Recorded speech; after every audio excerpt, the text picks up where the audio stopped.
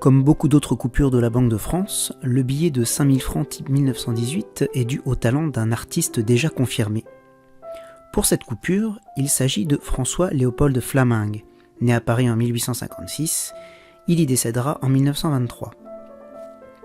Artiste complet, il participera en 1898 à la décoration intérieure de la salle Favart du Théâtre National de l'Opéra-Comique, ce dernier ayant été détruit par un incendie en 1887.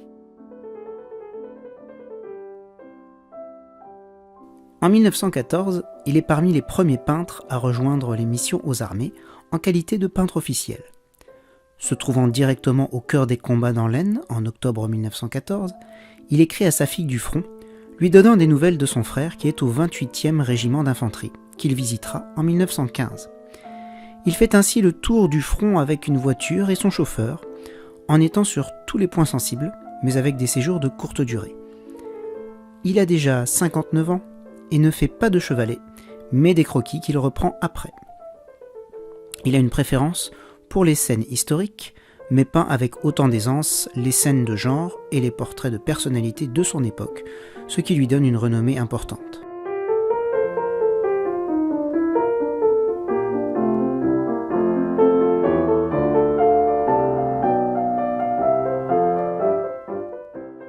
Pour revenir au billet de 5000 francs type 1918, il fut conçu d'après l'œuvre de François Flammingue pour le dessin, la gravure étant exécutée par Dujardin et Jules Robert. Au recto, à gauche, un couple assis sur un bas-relief, allégorie personnifiant l'alliance du travail, sous les traits d'un jeune forgeron, et de la science, avec une femme portant le caducée, avec à leur côté un fond d'usine en activité. À droite, devant un soc et une charrue, un Cupidon tient une balance de sa main droite et de l'autre un grand blason ouvragé sur lequel est gravée la devise de la Banque de France, sagesse et fortune.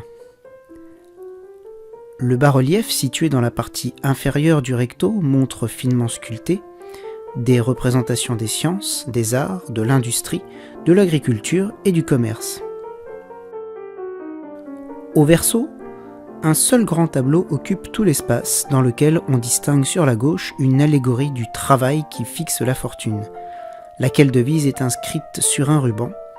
Un ouvrier tente de retenir des deux bras une jeune femme à moitié dévêtue, les yeux bandés, et qui se tient en suspension sur la roue de la fortune. Au centre, un Cupidon ensommeillé tenant une pelle, puis un globe terrestre, un parchemin, un livre ouvert, des manuscrits à même le sol. À droite sont assis côte à côte un homme barbu, habillé en philosophe, tenant compas et écritoire, et un jeune paysan s'appuyant sur sa faux. À l'arrière-plan, après une vaste baie soutenue par deux grandes colonnes ouvragées, on aperçoit en panorama le Pont-Neuf et l'île de la Cité à Paris.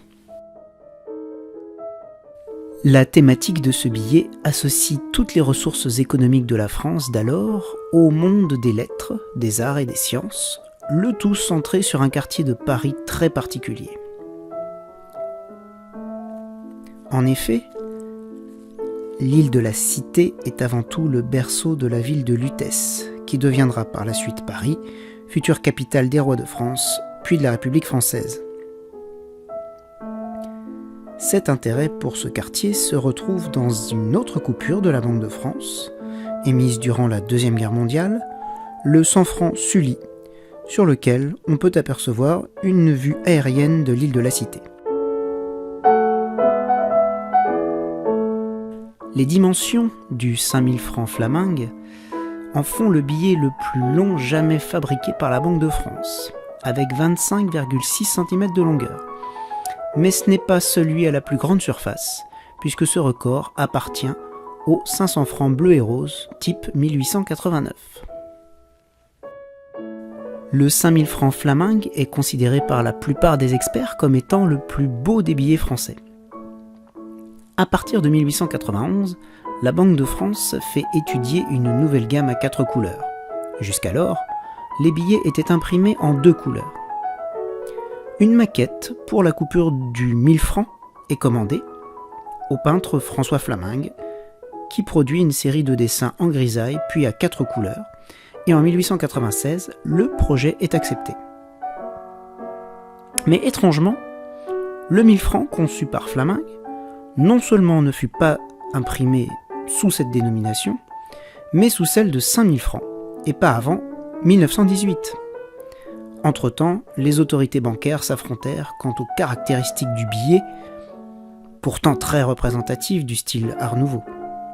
Certains trouvaient que la vignette n'était pas assez monétaire, trop fantaisiste. Il faut attendre août 1914 et la Première Guerre mondiale pour que, pressée par la nécessité d'augmenter plus rapidement l'encaisse des billets, la Banque de France songe à utiliser un type déjà prêt, pouvant servir de base à la réalisation rapide d'une grosse valeur.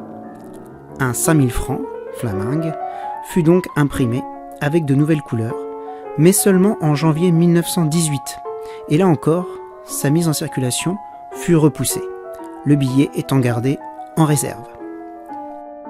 En septembre 1938 fut mis en circulation le 5000 francs Victoire, et, de peur de manquer de liquidité, on se souvint du 5000 francs Flamingue, qui sortit donc également des caisses de la banque le même jour, en renfort. Ce billet reste rare, il ne fut imprimé qu'à 600 000 exemplaires, et uniquement au millésime 1918. Sa circulation prit fin le 4 juin 1945, où il est définitivement privé de son cours légal après que la Banque de France ait tenté de le relancer, mais sans succès. On lui préféra alors le 5000 francs Union française, symbolisant la puissance coloniale d'un pays ravagé par la Deuxième Guerre mondiale.